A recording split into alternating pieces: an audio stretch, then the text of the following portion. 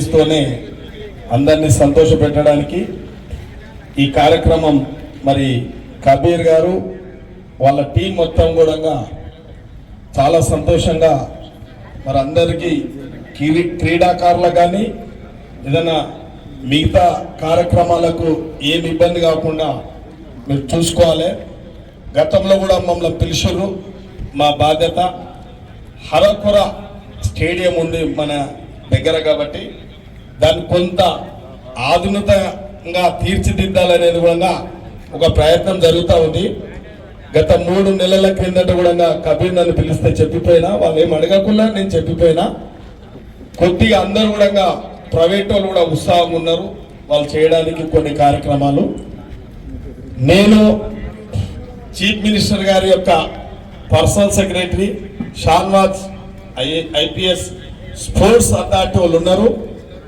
వాళ్ళు ఈ షాద్ నగర్ స్టేడియాన్ని కొద్దిగా డెవలప్ చేయాలనే ఒక ఆలోచనకు వచ్చారు.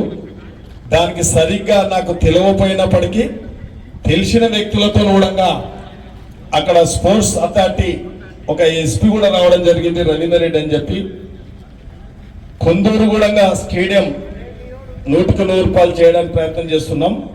మనది ఏదైతే ఐటెంలు రాసిచ్చారో దానికి 2.5 కోట్ల చిల్లర ఏదో ఉంది. అవన్నీ ప్రయత్నం జరుగుతున్నాయి.